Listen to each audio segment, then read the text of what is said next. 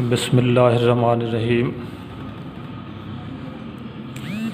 प्यारे बच्चों, आज हम लोग पढ़ने लगे हैं इम्पोर्टेंस ऑफ वाटर, पानी की अहमियत। पहली बात लिखी है water is medium of life, के ज़िंदगी का मीडियम समझा जाता है वाटर को। उसकी वजह यह है कि ये protoplasm living contents of the organism या सेल में सबसे ज़्यादा मौजूद होता है। Most abundant compound in all organisms.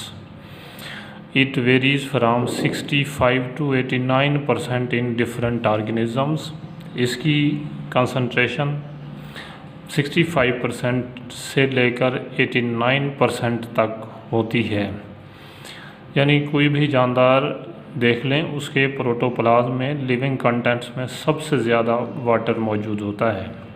मिसाल ले ली कि ह्यूमन बोन सेल हैं, और कितना हार्ड और सख्त किस्म का बॉडी का स्ट्रक्चर बोन होता है। उसके हर बोन सेल में तकरीबन 20% वाटर होता है, और ह्यूमन ब्रेन सेल में 85% वाटर होता है। और दूसरी बात कि तमाम रिएक्शन जो सेल में होते हैं they occur in aqueous media. All metabolic reactions occur in aqueous medium. Enzymes से कंट्रोल होते हैं जितने भी रिएक्शन सेल में होते हैं, और एंजाइम्स वर्क करते हैं एक्वस मीडियम में। और इसके अलावा वाटर बहुत इम्पॉर्टेंट है। It also take part in biochemical reactions. बहुत सारे केमिकल रिएक्शन जो सेल में हो रहे होते हैं उनमें बराह रास्त भी हिस्सा लेता है, जैसे हाइड्रोलाइसिस ऑफ मैक्रो मॉलिक्यूल, जिस तरह से बड़े मॉलिक्यूल्स की हाइड्रोलाइसिस का प्रोसेस है। It also used as raw material in many reactions, for example in photosynthesis. ये बहुत सारे रिएक्शंस में बतौर रॉ मटेरियल के भी इस्तेमाल होता है, यानी बतौर रिएक्टेंट के यूज़ किया जाता है। जैसे कि फोटोसिंथेसिस में इस्तेमाल होता है वाटर, कार्बन डाइऑक्साइड के साथ रिएक्ट कर ग्लूकोज बनाता है।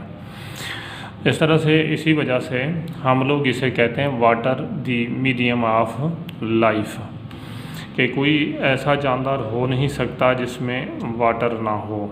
और वाटर ना हो तो एक और बात है, वाटर सबसे ज़्यादा कंसंट्रेशन में होता है। ना होना तो दूर की बात, सिर्फ कम होना भी मुमकिन नहीं है। तमाम चीज़ों में सबसे ज़्यादा वाटर की कंसंट्रेशन होती है।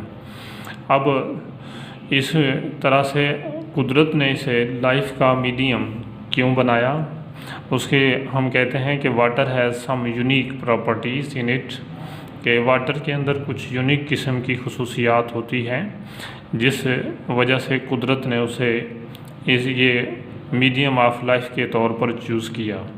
तो सबसे पहली प्रॉपर्टी लिखी है सॉल्वेंट प्रॉपर्टी। तो यूनिवर्सल सॉल्वेंट है, पानी को, वाटर को यूनिवर्सल सॉल्वेंट कहा जाता है, यानी एक एक्सीलेंट सॉल्वेंट कहते हैं। वाटर पोलर मॉलिक्यूल है, पोलर सब्सटेंसेस मोस्टली उसके अंदर हल हो जाते हैं। तो ये हम लिखते हैं due to its polarity water is an excellent solvent for polar substances. जो पोलर सब्सटेंसेस हैं, पोलैरिटी वाटर में है, वाटर खुद पोलर मॉलिक्यूल और बेहतरीन सॉल्वेंट है पोलर सब्सटेंसेस के लिए। Ionic substances when dissolved in water dissociates into positive and negative ions। ये आयनिक सब्सटेंसेस जब पानी में हल किए जाएं, ये पोलर होते हैं। आयनिक कंपाउंड्स टूटकर पॉजिटिव और नेगेटिव आयंस बन जाते हैं। मिसाल के तौर पर आयनिक सब्सटेंस NaCl है। जब वाटर में उसे हल किया जाए तो सोडियम आयन और क्लोराइड आयंस पॉजिटिव और नेगेटिव चार्ज के साथ बिखर जाते हैं। और अगर नॉन आयनिक पोलर सब्सटेंसेस, मिसाल के तौर पर कोवलेंट मॉलिक्यूल भी पोलर हो सकते हैं, जैसे शुगर का मॉलिक्यूल है, अल्कोहल है, वो पानी में वो भी हल हो जाते हैं। Non ionic polar substances when dissolve in water they produce charge groups in their molecules और and are dispersed in water, और वो भी पानी के अंदर उनके चार्ज मॉलिक्यूल्स बिखर जाते हैं। आयंस हों या चार्ज मॉलिक्यूल्स हों, ये वाटर के अंदर डिस्पर्स हो जाते हैं। इसका बड़ा फ़ायदा होता है। फ़ायदा क्या होता है कि in solution form the substances ions and our molecules move randomly and are more reactive, के सोल्यूशन की फॉर्म में जब चीज़ें आ जाती हैं तो उनके मॉलिक्यूल्स हों या आयंस हों रैंडमली मूव करते हैं और फेवरेबल फॉर रिएक्शन, और ज़्यादा तेज़ी के साथ रिएक्ट कर सकते हैं। और दूसरी बात कि नॉन पोलर सब्सटेंसेस भी हैं सेल में मौजूद होते हैं, that are insoluble in water, वो पानी में हल नहीं होते क्योंकि वाटर पोलर है और वो चीज़ नॉन पोलर है। नॉन पोलर चीज़ें पानी में नहीं हल होती। ना हल होना की खसूसियत भी जानदारों के लिए, सेल के लिए ये फ़ायदामंद है। मिसाल के तौर पर फैट्स हैं, पानी में हल नहीं होते। These help to maintain the structure of cell membrane का अहम हिस्सा होते हैं फैट्स, और इस तरह से फैट्स ये सेल मेम्ब्रेन के स्ट्रक्चर को बरकरार रखने में अहम किरदार अदा करते हैं और यूं सेल का स्ट्रक्चर बरकरार रहता है। और नेक्स्ट एक और प्रॉपर्टी लिखी है, heat capacity of water. Heat capacity का क्या मतलब है, पहले उसकी definition.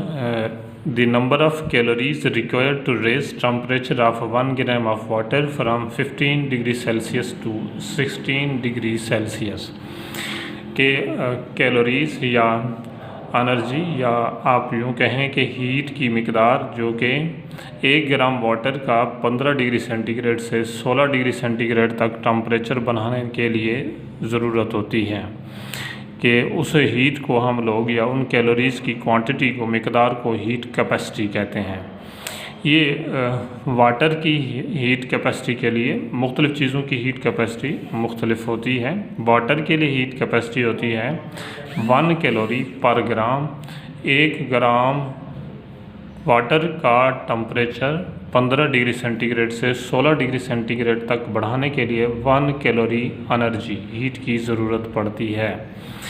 Water has high heat capacity, कि वाटर की हीट कैपेसिटी काफ़ी ज़्यादा इस लिहाज से कि 1 ग्राम का टम्परेचर बढ़ाने के लिए 1 कैलोरी हीट की ज़रूरत पड़ती है, एनर्जी की। और हम कहते हैं कि ये हाई हीट कैपेसिटी वाटर की बहुत ज़्यादा अहमियत की हामिल है। इससे बड़ा फ़ायदा होता है और लिविंग ऑर्गेनिज़म के लिए फ़ायदा मंद है। वो कैसे? ये लिखा कि water can absorb much heat with minimum change in its own temperature. इसका फ़ायदा ये होगा कि वाटर काफ़ी सारी हीट जज़्ब कर लेगा, लेकिन उसके टेम्परेचर में बहुत कम चेंज आएगी क्योंकि हीट कैपेसिटी उसकी ज़्यादा है। जिन चीज़ों की हीट कैपेसिटी ज़्यादा होती है वो आहिस्ता गर्म होती हैं, आहिस्ता ज़्यादा हीट जज़्ब करते हैं और थोड़ा थोड़ा टेम्परेचर बढ़ता है, और जिनकी हीट कैपेसिटी कम होती है वो जल्द गर्म हो जाती हैं। तो this is because much of energy is use to break hydrogen bonds. ये ऐसे हीट कैपेसिटी इसकी ज़्यादा होने की क्या रीज़न है? ये बताया कि वाटर में हाइड्रोजन बॉन्ड्स मौजूद होते हैं, उनको ब्रेक करने के लिए काफ़ी ज़्यादा एनर्जी की ज़रूरत पड़ती है, और यूँ हीट कैपेसिटी वाटर मॉलिक्यूल की काफ़ी ज़्यादा हो जाती है।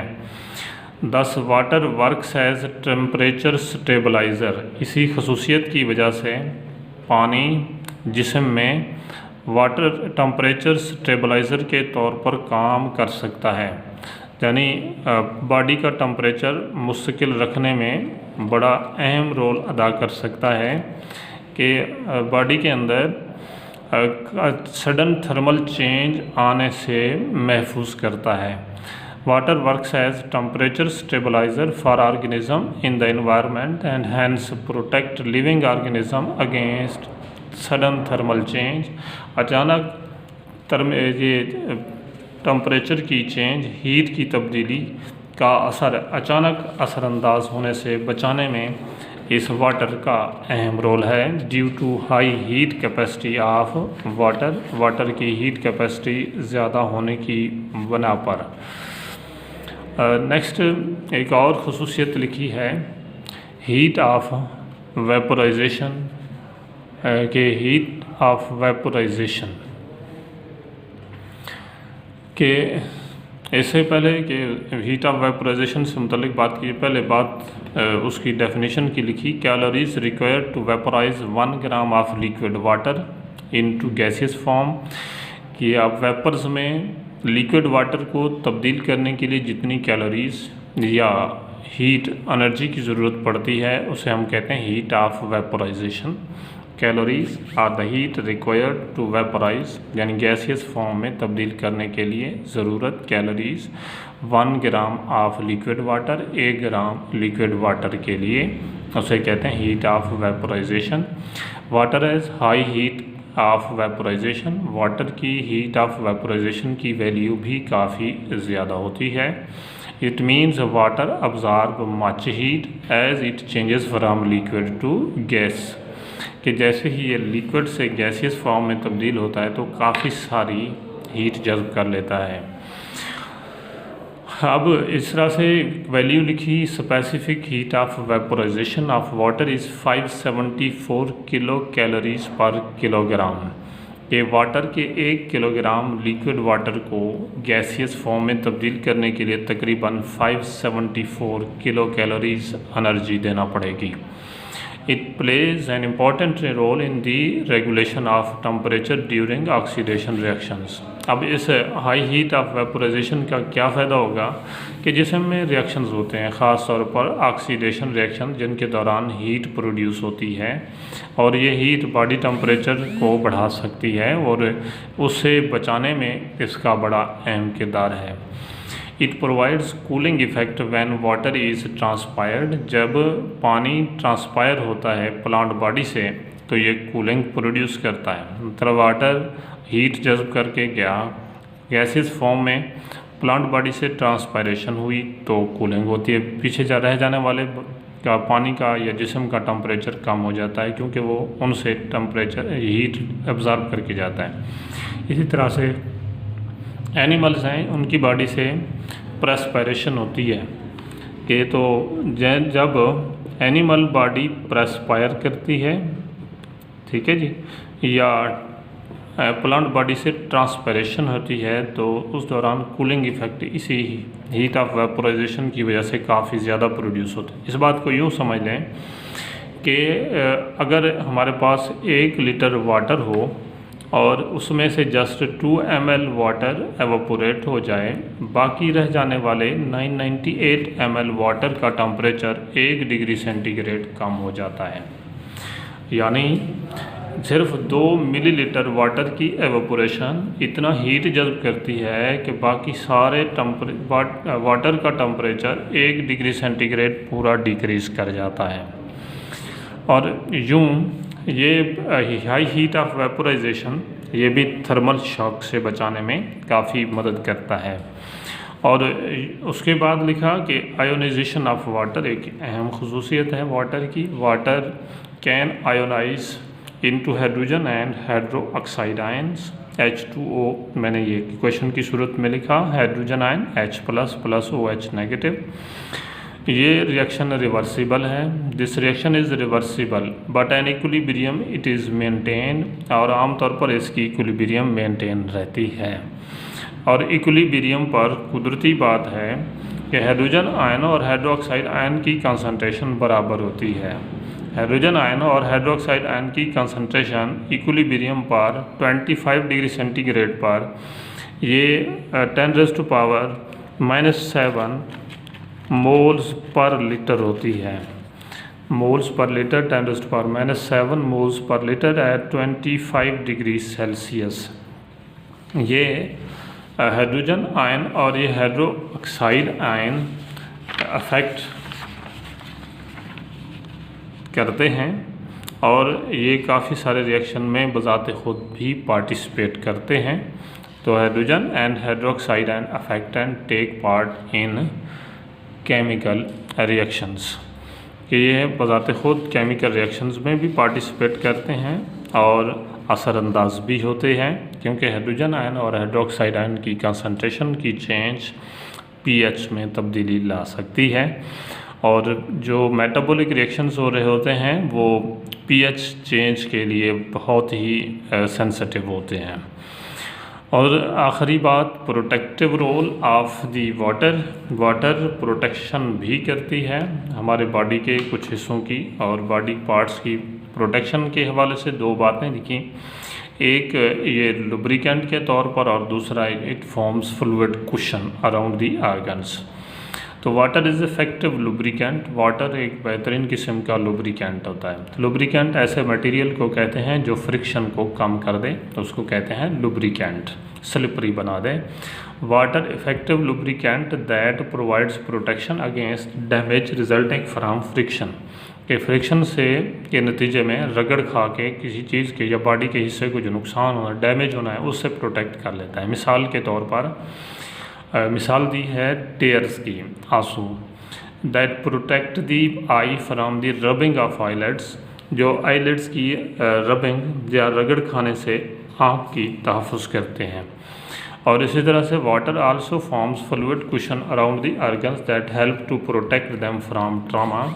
और इसके अलावा वाटर हिफाजत करता है ट्रामा, चोट से, शॉक लगने से बचाता है।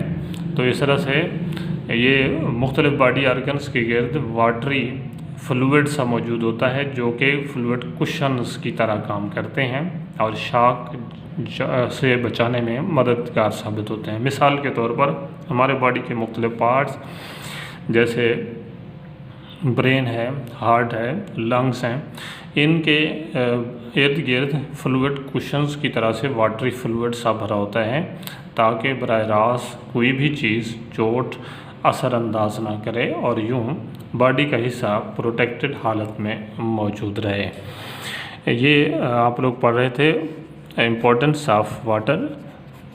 इसी के साथ ही अल्लाह हाफ़िज़। Thank you.